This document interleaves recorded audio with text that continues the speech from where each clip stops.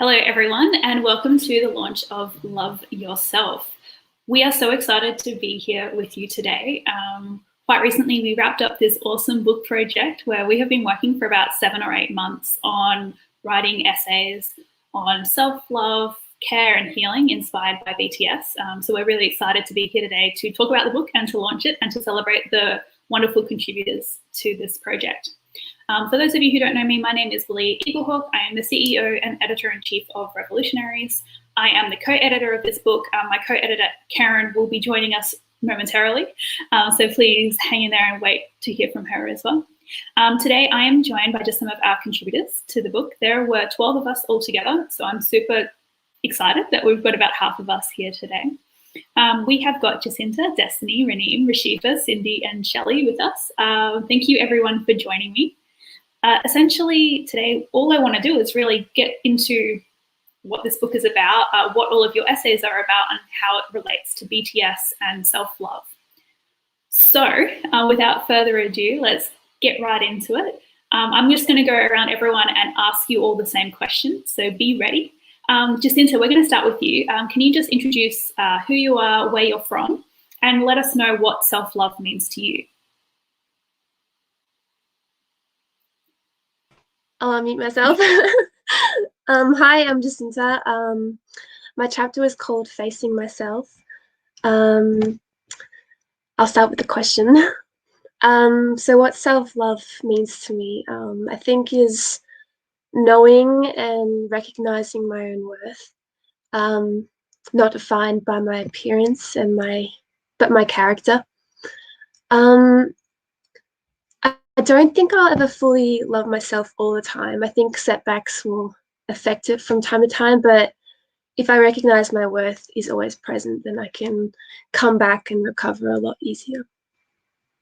Yeah. All right, thank you so much, Jacinta. All right, we are over to Destiny. Destiny, who are you and what does self-love mean to you? Hi, I'm Destiny. I wrote Wavering Journey of Self-Love in the book. And I guess on that topic, self-love to me is basically showing, being able to show yourself compassion and being forgiving when you make mistakes. And I guess not holding yourself up to one particular standard or criteria and just being flexible in that area. Yeah, just a very short definition, but it's flexible enough to be covering everything because it can fluctuate a lot, but in the end, it's important to have. So, yeah. Awesome. Thank you so much. All right, Raneem, we are over to you. Hi, everyone. I'm Raneem, and the chapter I wrote is The Empty Canvas in the book. And self-love to me, I'm from California, just to introduce myself, and in college right now.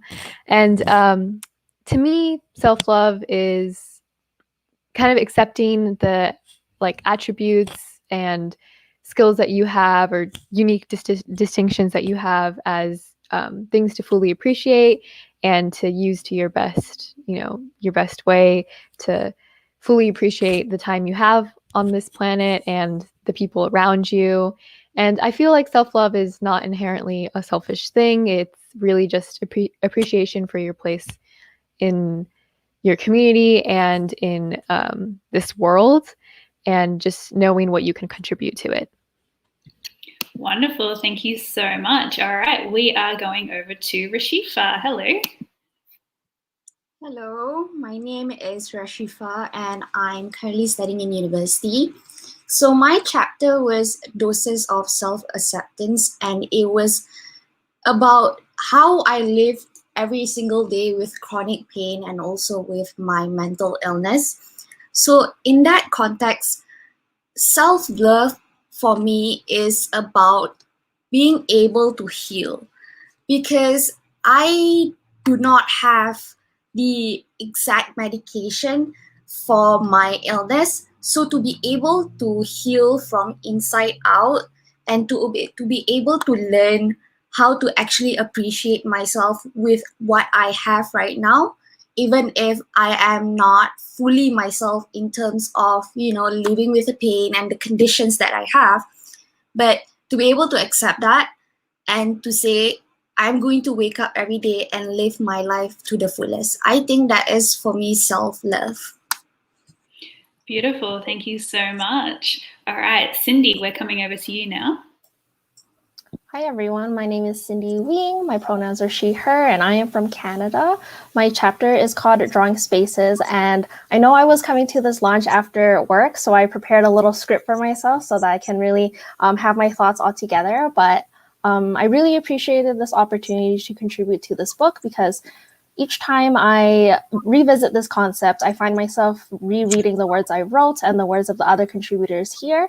The concept and idea of self-love will continue to evolve as I meet new people and they contribute to my rituals of self-care and self-love, which my chapter touches upon. And this idea of collective care and how the self in self-love does not mean that we exist in isolation, but that the love I experience for myself is shaped by those who color me with their love. And the love that these colors leave a mark. And when others see and appreciate my authentic self, I think that is when the colors shine the brightest. And I think about self-love in the way of freedom to love myself fully in accepting all that I am and how I exist without any conditions. And like BTS sings in Love Yourself, understanding that like the me of yesterday, the me of today, and the me of tomorrow with no exceptions, it's all me. So I think if I had to boil it down, that's a good encapsulation of what I think when I think of self-love. Wonderful. Thank you so much, Cindy. Now we're going over to Shelley. Hello, Shelley. Kia ora. My name is Shelley and I'm from New Zealand, and the chapter that I wrote is Following My Footsteps Home. And I think for me that is what self-love is. It's the way of finding myself and finding my way back to the home. And in my case, it's an Indigenous home, it's an ancestral home, it's a home that was laid down before me by my parents and my grandparents and ancestors. And it's the home that I'm preparing for my children and my grandchildren. So within that home, that's that spiritual element of what it means to be home is the elements of self-acceptance and being at peace with who I am and where I've come from, and then trying to map out where it is that I want to go. So the idea of weaving that past, present and future together is all about loving myself. Yeah, thank you. Thank you so much, Shelley. And it's so nice to meet all of you face to face. I know we've been working together for quite a while now. So it's good to finally have you all here. And thank you so much to everyone who's joining in and saying hello. All right, let us go into the next round of questions. Jacinta, I'm going to come back to you for this one. Can you just talk a little bit about how BTS has influenced your path to self-love and beyond?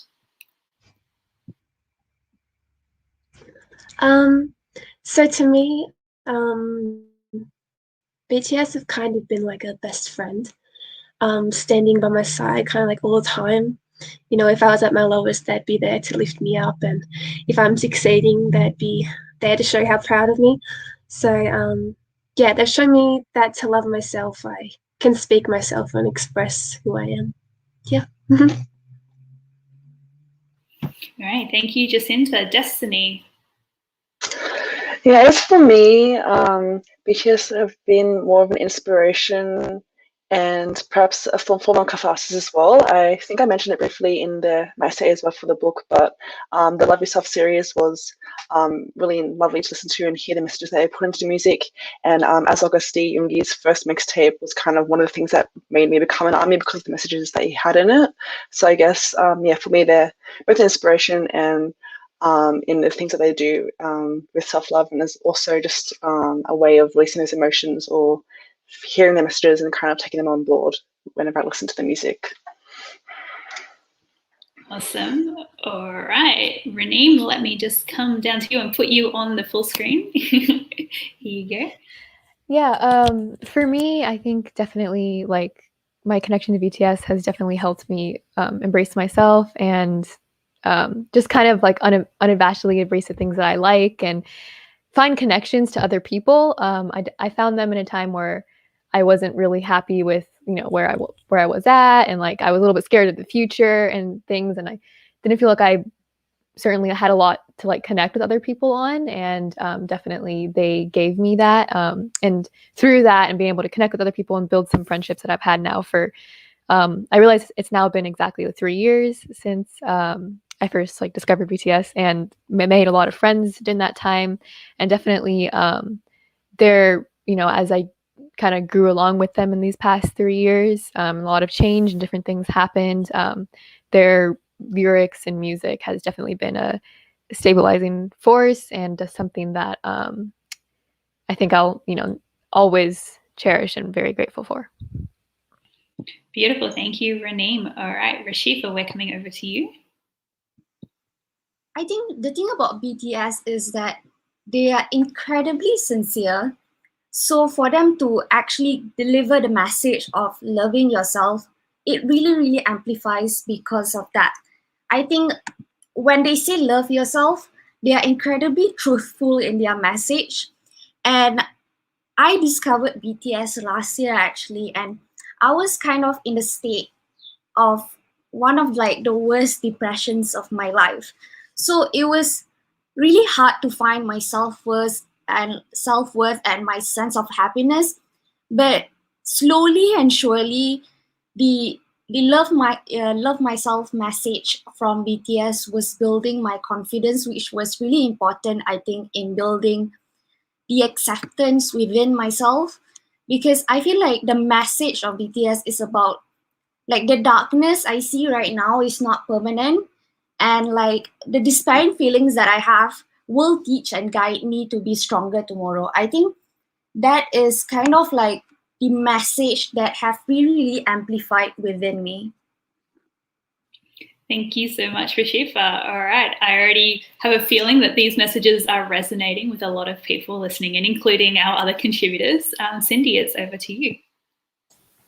Thanks. Yeah, so how has BTS influenced my path to self-love? I came across BTS in 2016, so it's been a long time. I think it's been 5 years. I have grown a lot, and I can honestly say that I feel like I was going through my adolescence with BTS. I don't really remember how like my days looked like before I started liking BTS because of the deeply interconnected community that was built, that has built into my everyday. I talk to my friends from the ARMY community who live all over the world. Like, I have a friend in Singapore, so our time differences make it really interesting for our messages to go back and forth. But I wake up to messages from my friend in Singapore in the morning, and then she goes to sleep with my messages popping up on her screen. And then I also have an ARMY friend that's listening in right now, and we talk pretty much every day.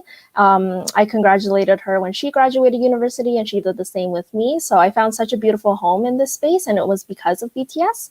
BTS was also there when I went through 2 degrees, started stepping into the field as a quote unquote full-fledged professional. And then they were also there when I lost 2 important individuals in my life. So not only were their music comforting, but also the words and the actions that they share with ARMY is something that I carry forward in my everyday, and then also aspire to. Like the song Magic Shop, it feels like when we face hard times, there's confidence and comfort that we can open that door to the magic shop and spend time just wallowing in those feelings without shame. I gotta say, BTS has influenced the way I see myself in the 21st century in so many ways, and they understand the societal pressures, they understand the pains associated with youth and confusion because they also go through it themselves. They are my role models as well as peers, and I really do believe I became a better person because of them. Yeah. Oh, wonderful. Thank you so much, Cindy, giving us a lot to reflect on there. Isn't it beautiful that BTS have been with each of us in different ways through many different stages in life, no matter how long we've been a fan? It's still a profound impact. And to have them not only as role models, but as peers is really meaningful as well. All right, Shelley, we're coming over to you. I think that as an older ARMY, one of the biggest things that BTS have given me on my own path to loving myself is a connection to my children and my grandchildren. So I'm a family of ARMYs, 4 daughters, granddaughters, a grandson, and to be able to find something in these modern times that we can connect to as a family that's wholesome, whose values and principles resonate with our own. It's very rare. So that's one of the big things that I've gained from BTS and really do treasure. And I suppose another thing is that because of my own lived experiences, I never got to just be a child or just be a teenager. And that's what BTS have given me. They gave me back a period of my life that was taken away and shown me what it can be like to enjoy life as a young person. And I love that. And I love that I went to my very first concert 2 years ago, and that was Wembley, to watch them perform. And I felt like that teenager, and I was there with my daughter who was in her 20s, and never having experience going to concerts and being a fan of anybody. Those experiences are something that you might think you'll never ever have, and then suddenly in my 50s, here I am enjoying them, loving them, and just grateful. And that's what BTS have given me on my journey to loving myself. Wow, I love that so much, Shelley. And I think something that stood out to me from what everyone's saying is that BTS has enabled new relationships or different connections within existing relationships, and also has really been a way for us to connect with our inner child, no matter how old we are or what our experiences were in childhood or as growing up as young adults, or like some of us who are still young adults. It's still just that ability to connect with that purity and just fun and connection, which is really awesome. And the fact that, I guess, I remember when I was really young, I kept on thinking, wow, I can't wait till I'm an adult. And now I'm an adult and I'm like, oh gosh, what was I thinking? Like, I had all this opportunity to have fun as a young person. Why was I in a rush to grow up? So now through BTS, I'm able to balance both those needs of needing to be an adult and still needing to nourish my inner child, which is so important. All right, enough from me. Jacinta, can you just start talking to us a little bit about your essay? So can you let us know what it's called, what inspired you to write it, and everything that you think we might need to know about it? Yeah. So my essay is called Facing Myself, which I mentioned earlier, and I wrote about how I learned that my perfectionism restricted me to love all aspects of myself, like including my acne-prone skin, which I talked about. I also talk about how my social media affects perception of beauty in adolescence as well. I also talk about how BTS have influenced me, and how Weldy's Idol Limerence and this book as well have helped me grow within myself. Yeah. All right, thank you. All right, just fixing up some technical difficulties. Excuse me, everyone, while I press some more buttons. All right, Destiny, we're coming over to you now. Yeah, well, I said earlier as well that my essay is called Bravery Journey of Self-Love, and that's basically talking about my own ongoing journey of self-love, in particular my experiences with eating disorders and anorexia and my own body image, and how it's kind of changed over the past few years. Obviously, it's still an ongoing process, but in that essay, I've kind of shared all my sort of personal feelings and experiences from like the higher points and the lower points of that journey, as kind of a way of showing people who may have felt the same things that you're not alone. And then if any of these things resonated with you, then I hope that you're able to head on to the upward gradient out of that towards more of a balanced feelings of self-love and away from that sort of self-hate. And aside from that, I've also at the end kind of linked into some of the inspirational sections of some of BTS's songs that kind of resonated with me during that experience. So yeah, it's more of a snapshot of that journey and what I felt, and hopefully people will find that familiar or comforting or just interesting to read. Yeah. Oh, definitely.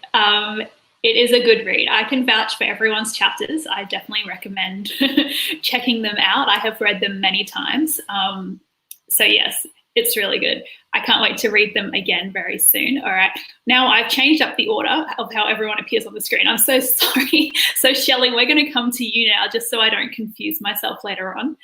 Do you mind telling us a little bit more about your essay?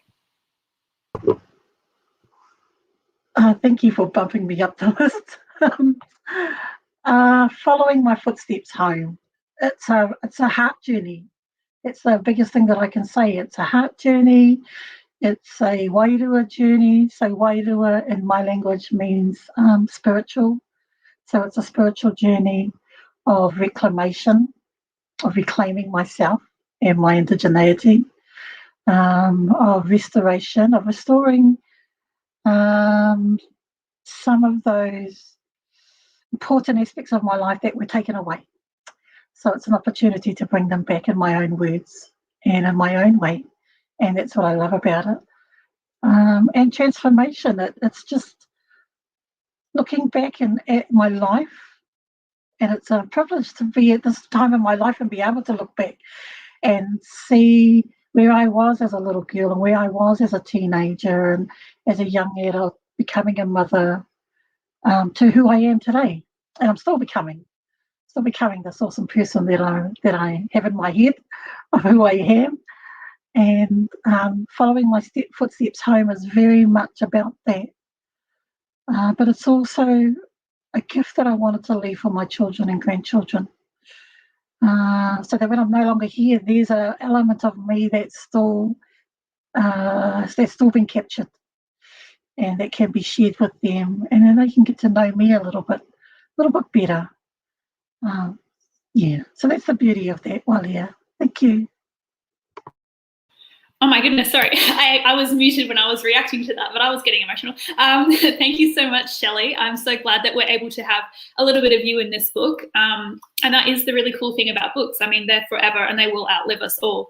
So I really thank everyone for contributing to this, because it's a part of each of your legacies, and that's really important. So no matter where you go or what you do, you'll be able to look back and see, you know, how you were learning to love yourself in 2020 and 2021 during this process. So I think that's so important. So thank you all so much, and I'm really grateful to be part of that journey as well, and to be facilitating that into the world is really meaningful for me.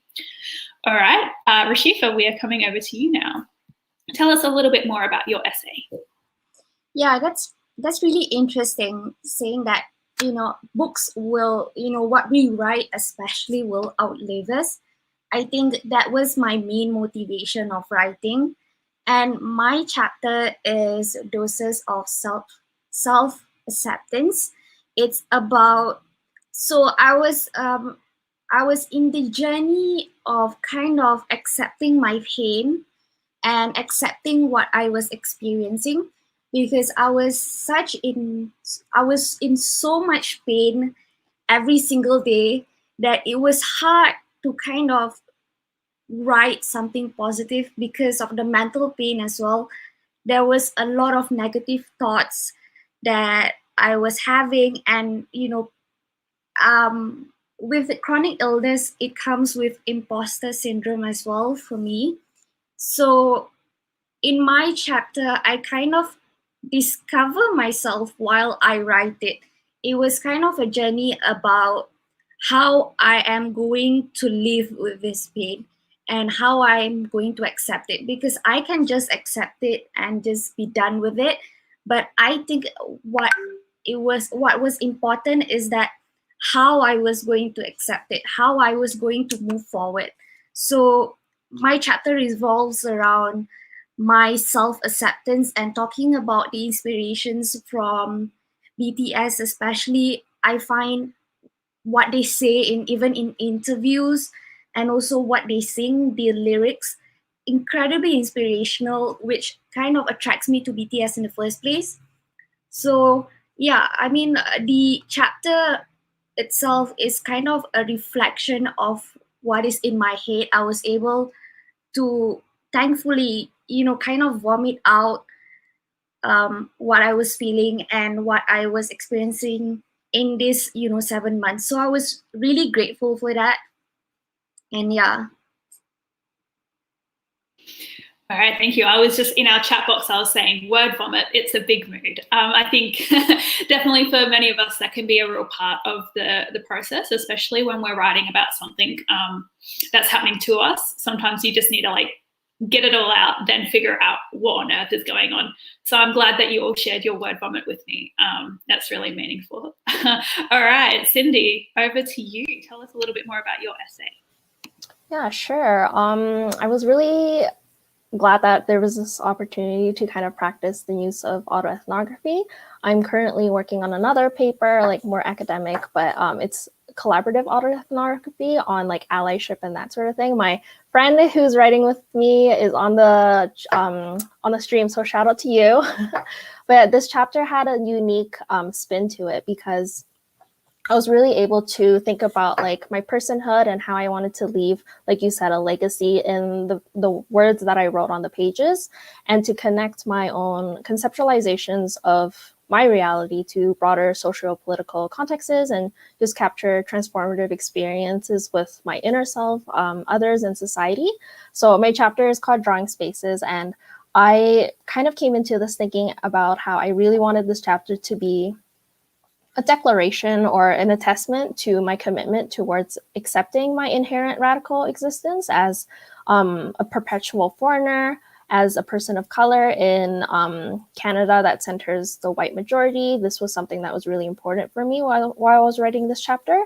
And within my chapter, there were 3 themes. So the first theme was microcosmos.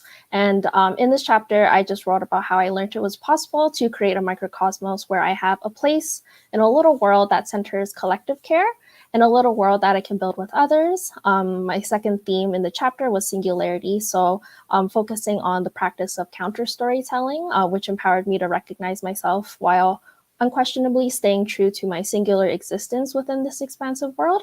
I find I adhere to the principles of counter storytelling a lot. So it's about thinking about external perceptions of who I am and how I present myself, how I am presented and thought of in bigger systems, and then countering that with storytelling. And lastly, the last theme of my chapter is called Paradise. So accepting the message wholly and truly that being here is enough, and I do not have to be remarkable to matter. I think a lot of my life, I pushed myself as well as others to high standards of expectations. And I was really, so that resulted in me being hard on myself and like thinking about my self-love in those ways. So this chapter kind of wraps up everything and thinking about what it means to just rest as resistance and in paradise, and really accepting that my existence is okay, and it does not need, I do not need to do wild and remarkable things each and every day to matter. Yeah, so I think that captures the 3 themes of my chapter. Awesome, thank you so much, Cindy. And also it's important to remember that although I think just being whoever you are is the extraordinary thing, I think we need to shift what we think is extraordinary as well. And I know Cindy's chapter really refocuses that as well. It's like resting is extraordinary. Like doing the opposite of what is so ingrained in us to do is actually extraordinary. And that is revolutionary, to hold that active resistance, even by laying down, doing something seemingly so passive is actually an act of defiance against capitalism and everything else that is operating against us, whatever that may be. So please go lay down after this, everyone, because you deserve it. If we could have done this laying down, yeah, would have done that. All right, Raneem, we are coming over to you before I embarrass myself anymore. Why don't you tell us more about your chapter? Yeah, of course. I just want to say I'm fascinated listening to everyone explain their chapters. I've been just starting to read everyone's. I've just been hearing the behind the stories, and what led you to write them is really interesting. And so for my own chapter, The Empty Canvas, I kind of, this opportunity came at a very good time, very like relevant time period in my life. You know, with quarantine, we all had, you know, feelings of like self-reflection, a lot of time to ourselves. And I feel like this opportunity and another opportunity that I also had around this time last year was I was assigned to make a self-portrait. I never really done one. I'd done like, you know, sketches, but I was like starting to do like oil painting more, and I was assigned to do a self-portrait and you had to spend like a month on it. And we started that almost exactly when quarantine started.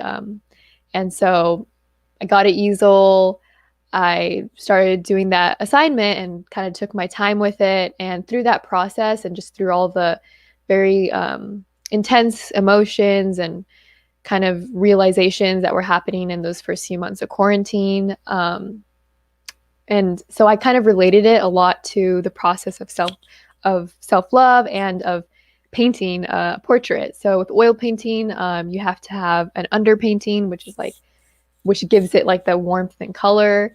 And then you have to have like multiple layers and pick a background, pick a good reference, and just have patience with, color mixing and with layers. And it took a long time, and it sat in my room for a very long time. And for a while, I didn't really think it was something I wanted to be doing at a time I didn't feel that great about myself, and I didn't really know what was going on in the world and what my future would look like. The school and community that I was very, very much attached to and tied to was closing, not just because of coronavirus, but also just it was ending. And so I'm kind of approaching a new chapter in life while also dealing with quarantine. And so definitely through that process, I learned a lot about myself that I felt I wanted to share. And so when I saw this opportunity, I was like, well, this is perfect. And so I just proposed the idea, and I was very glad to be accepted, and then to be able to write this chapter. Writing the chapter itself was then like another experience as well, because of the process of looking for sources and other references to, explain the different periods of like self-reflection and different thought processes I was going through during that time. That was highly fascinating to me. And yeah, just to be able to share that. And as this year was starting, now it's almost 6 months in, but we've been doing this project now for, more than like around half a year. So definitely that in itself was also another learning experience, just like making my self-portrait. Awesome. Thank you so much, Raneem. All right. Well, we kind of started to cover our next question. Thank you, Raneem, about the writing process. So now I'll just reflect on that a little bit, and then we'll dive into this. So interestingly, Raneem's chapter is a special one. Everyone's is special, but in terms of how Raneem wrote about the art process, from my perspective, that was a challenge for me as an editor to turn an explorative essay about painting into an autoethnography, and also required some, from my perspective, shifting my own ideas of what an autoethnography needs to look like. So that was really interesting. So please everyone check it out. If you're not familiar with autoethnography, it won't mean a lot, but it's just interesting how we were able to fit what Raneem wanted to do with the process of creating artwork, which is fascinating already. And her personal story of self-love and self-acceptance, and kind of working through all of that with the autoethnography style of putting in other things. We included some Jung. We did, of course, persona, shadow, and ego, because that's a really great, thanks to BTS, that's a really great resource to use. But also, for me, it was interesting how we were able to expand, in my mind, an autoethnography to include art analysis as well. And I'm really eager to see if Raneem carries this on, or what else she does next, or, just the fact that we're able now, especially at Revolutionaries, just to say, hey, we can kind of start to bend the rules a bit and put some other forms of analysis through this. So that's just me being nerdy about an autoethnography. It's a great chapter, so everyone please check it out. So now, Jacinta, over to you. Can you tell us a little bit about the writing process for you? What was that like? Yeah, so to be honest, the whole writing process actually added to my growth of self-love. When the submission came, I was kind of at my lowest, and I saw it as an opportunity to speak out about something I had stayed so silent about. So this book means a great deal to me, as it would to everyone here, as we wrote from our hearts and revealed some really personal aspects of ourselves. So yeah, this experience has been a significant chapter in my life. Mm-hmm. Great. All right, Jacinta, I'm going to make you talk a little bit more. You're welcome in advance. So how old are you right now, Jacinta? Remind me. I just turned 18. Yeah. Okay, great. So was this your first time writing like a chapter or like a long essay or an autoethnography? I'm not a writer. I do photos, not words. So this was a bit challenging. Yeah. So what made you want to? So seeing as you're not a writer and you do photos and not words, what made you want to go, hey, I want to do this. I think I can do this. Yeah, when I saw it, I had been interested in revolutionaries for a while, but then when I saw it come up, I was like, this is something that relates so personal to me, and I've just gone through something really significant in my life, and I think I should speak up about it a bit more. So I chose to just go for it. Yeah, you did, and you did great. Like, honestly, I was not writing that much at that age. So I think it's amazing that like your first time doing it is in a published book. So congrats to you. Thank you for your contribution. And I think everyone should check out Jacinta's chapter. Really awesome. But your first time, and it's an autoethnography. Not many people can say that. So congratulations to you. All right, over to my other Australian friend.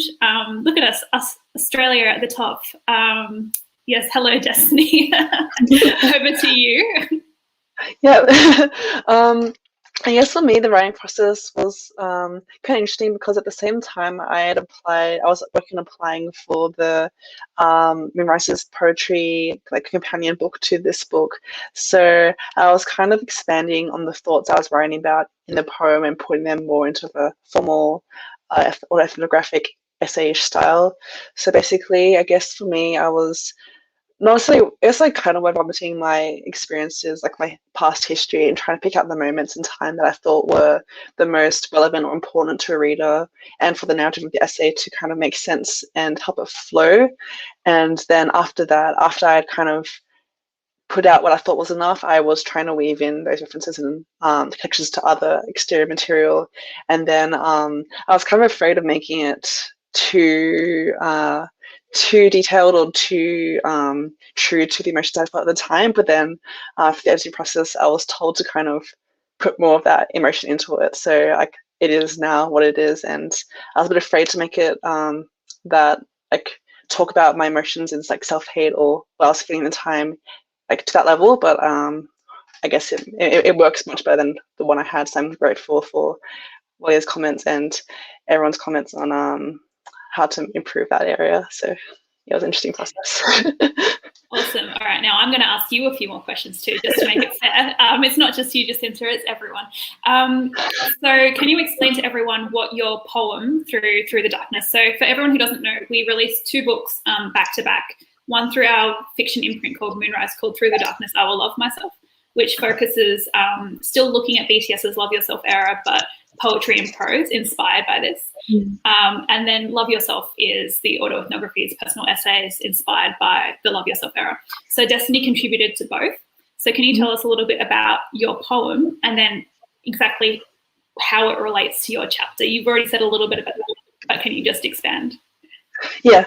So my poem that I wrote was Life on Masterpiece, and I guess the reader can, of course, take their own interpretation and meaning of it as they want, but my thoughts behind it was kind of, in a metaphorical way, talking about that sort of journey of self-hate to self-love, and particularly my body image and ideas of that, and kind of capturing that in very abstract sort of metaphorical terms. I kind of compared it to like an artist's masterpiece, or like a work of art that would never be finished, and kind of trying to recreate, like change and recreate it, and being happy with that, which I sort of was thinking of as a direct link to that sort of ideas of body image and what you're happy with in terms of self-love.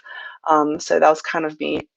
I was kind of bouncing back and forth and putting my thoughts of this whole process in both kind of submissions as I was writing it.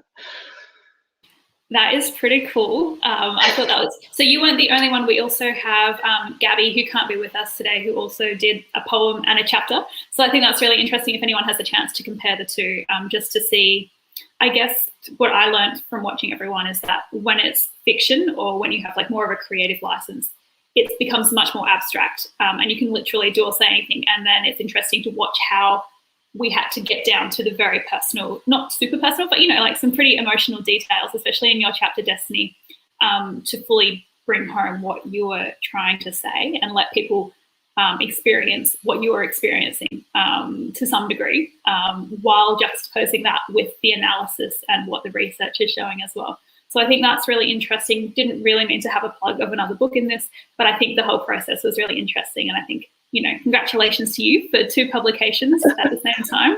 Yeah. Thank you. All right.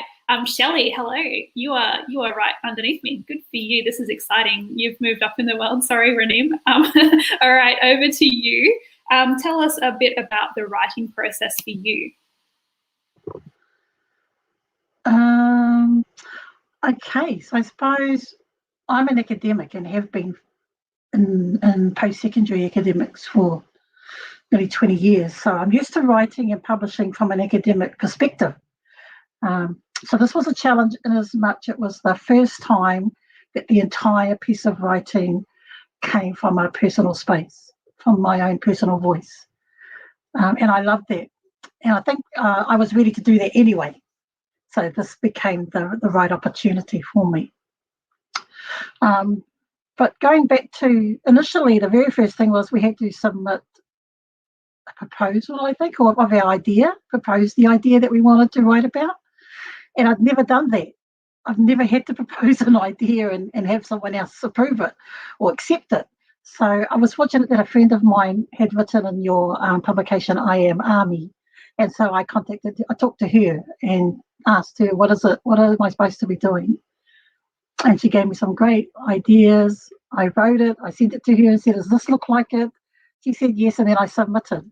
And I have to say I'm thankful too that you extended the submission date, the original submission date, so that I could be part of this project. And then we had the call asking for an outline, and again I didn't know what I was doing. So there's been a lot of unknown elements to this journey from a writing perspective, but you sent a really great example, and I was able to, as long as I have a template that I can follow, I'm okay. So I wrote the proposal, sent it in, and that was accepted. And then we were asked to submit our drafts by a certain date. And my way of writing academically is that I never show drafts. I don't write drafts, actually. I just write. I write as if it's the final version. And so I wrote my essay as if it was the final version. And that's what I submitted. There were no drafts. There were no toing and froing. It was as if the story was just waiting to be told, and I needed a vehicle to be able to tell it. And that's what this project has been for me. It's taking what was already inside and just putting it out. So I'm really grateful for that part of the process. Also, the idea of not sharing my work before and getting feedback from people, that's very new for me. And so I had to be quite trusting that once I gave my work over, that the people who were going to be reviewing it would receive it in the spirit with which I was giving it. And I have to say, and I am grateful that that's how it was received, and that's how the feedback was given to me as well. And I really appreciate that element. So a lot of unknown elements to this journey, a lot of, I suppose, anxiety around telling my story. Also telling my story and knowing that somebody I know could read this outside of my own children and grandchildren, my colleagues, my friends, my army friends. And so I wanted to be sure that what I was putting down in words, that I could be pono. In my culture, that means to be true. But I could be true to everything that I'd written there. And that 5 years, 10 years down the line, I can come back and read this and say, yep, this is exactly what I was meant to say and how I was meant to say it. So the whole process of just being able to write was quite liberating. I maybe just had to try a bit harder not to be so academic in my thinking, because that's my natural go-to. And example, wanting to do in-text citations and referencing and all of those little things that I needed extra guidance on from the editors, which I really appreciated. And also the essay itself is like a culmination of elements or bodies of writing that I'd written in other spaces. The creative prose that I included in there was written for another project that didn't eventuate. But that just tells me, and I wrote about sugar, how he talks about, don't throw anything away, don't let it go, hold on to it because its time will come. And that's how I felt. There's quite a few pieces in my essay that the time came for them to come to the light. And I really appreciate that. So thank you again. Thank you to our wonderful editors. Oh my goodness, Shelley. Well, I can confirm that Shelley gave me a completed chapter on the first draft, which was wonderful to read. And I definitely cried the first time and probably the second time I read it. So thank you, Shelley. It's an amazing journey. So for everyone who reads it, like to read something that is so personal, that does have so many different elements of who Shelley is really profound. To be trusted with that as an editor, but also just to read it, it's amazing. So thank you so much, Shelley, and I'm really grateful that you trusted me, and I'm so glad that you reached out to your friend who was able to help you get into this publication, because it's just made the book amazing. All of you have. So just remember that each of you are so important to this process, and that the fact that you put your trust in me and Karen and the whole idea, especially for those of you who weren't familiar with us beforehand, it just means the world, and it's going to go on to directly impact the life of everyone else who reads it. And I know that might seem like a big concept, like you might not seem quite right, that, or how can my chapter impact someone else's life? But trust me, the people who find this book, I think that everyone will find it at the right time for them, and that they'll come to it with an open heart, and whatever you have to say will be received in the right way, because that's how it's always gone with our books. And they will all have their right time to shine. And right now it's your time to shine as contributors. So thank you so much. But also, books last forever. So be ready for this to continue for a long time. So thank you so much, Shelley. Oh my goodness, we're over to you, Rashifa. I hope you're ready. So just tell us a little bit more about the process. And I'd be eager to hear how it went with your illness as well, and how you managed writing at the same time. Yeah, it was quite easy because I love talking about myself. I love writing about myself. I'm joking. It was I think I relate to what Shelley said about there was a lot of unknowing, because it was my first time writing a long essay, a long personal essay. And it was my first time to kind of be a legit writer, because a few months before I started the chapter, I started writing for Bulletproof, writing about BTS. I wrote 2 articles about them.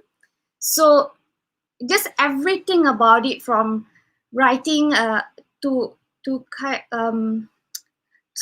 approaching the editor, writing the proposals, the drafts, everything was new to me. I was incredibly used to academic writing, and it was, for me, what was important was that I needed to reflect what the values of the reader has.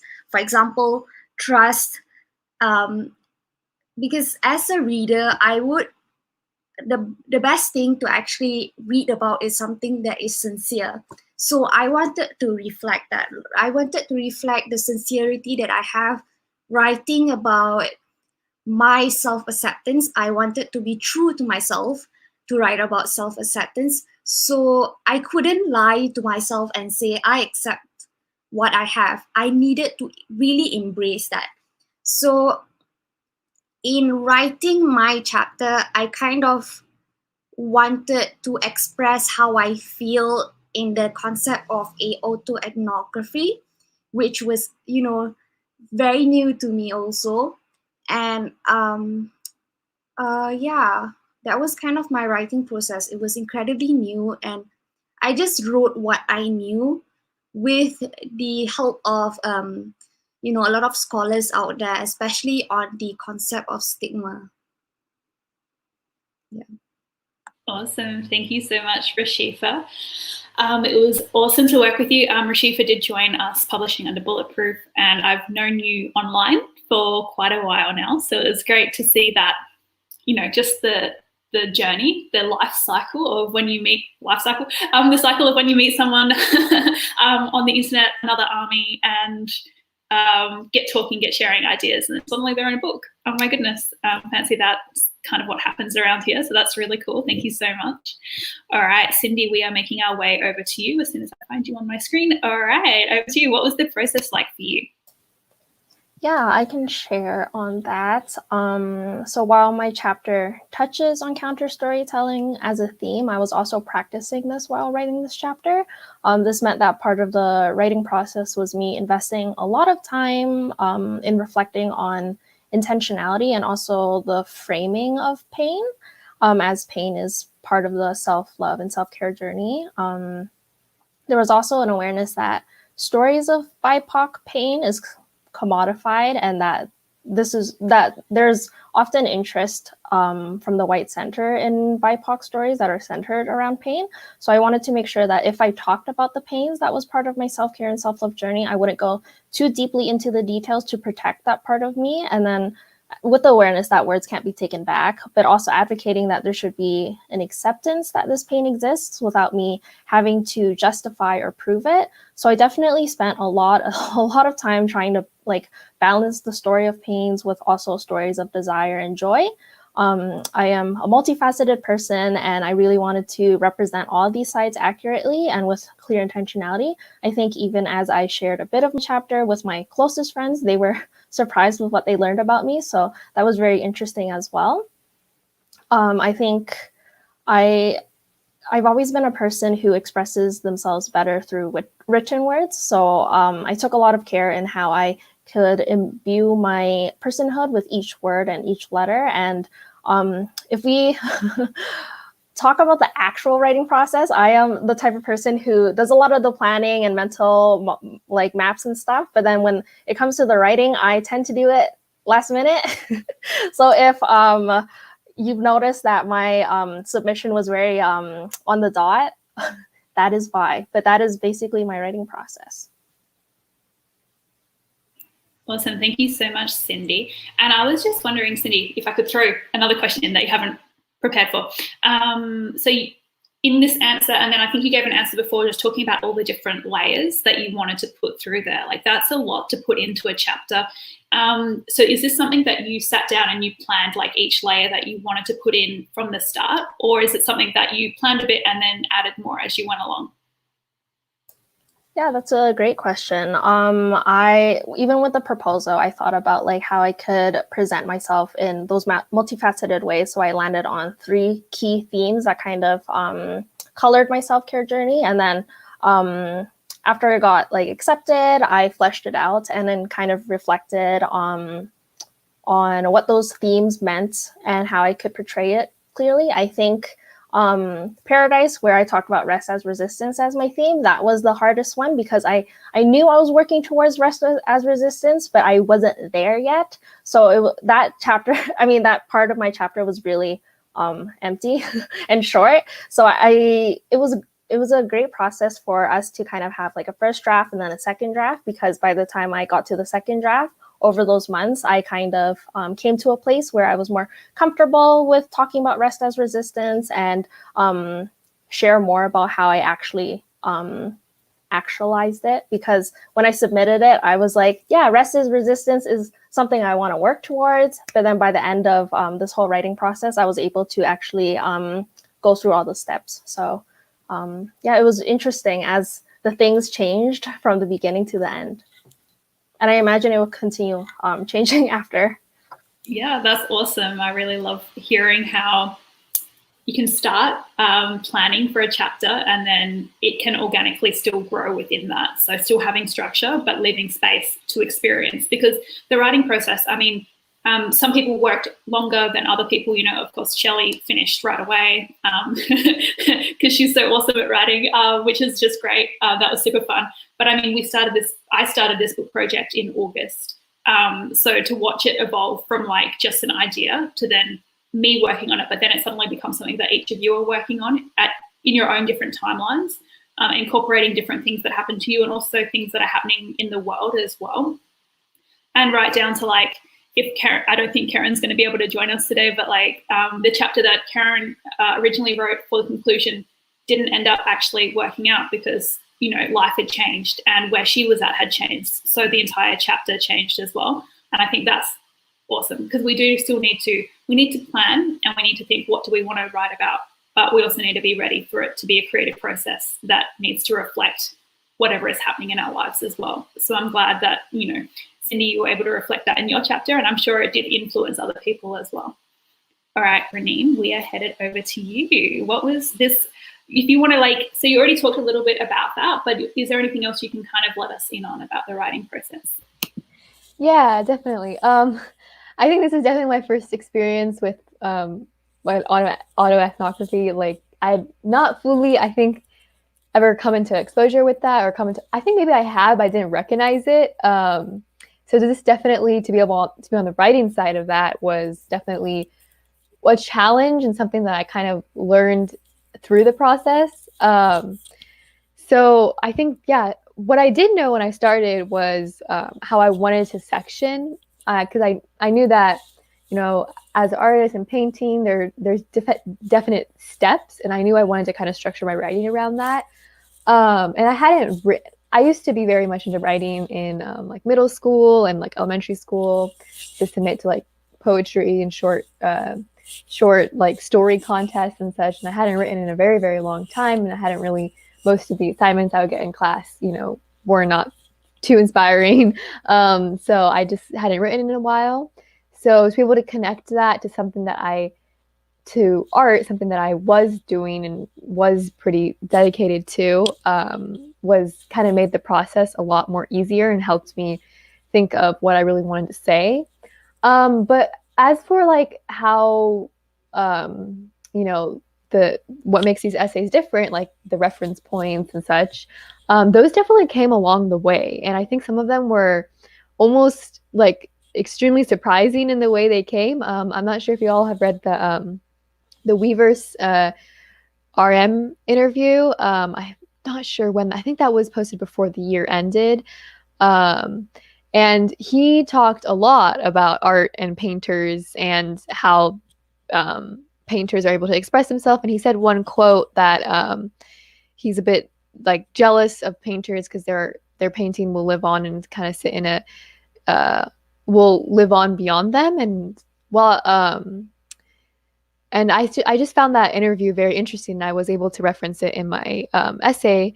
And yeah, I definitely, there were other things that, you know, as I came upon them, as I was reading, you know, just different like articles or different other books and such, or other things about this topic, I definitely was able to find more like reference points in the outside world and other artists and other writers and, you know, psychologists. And yeah, I think that definitely was something that made this writing process something that like I've never done before. Definitely a great learning experience. And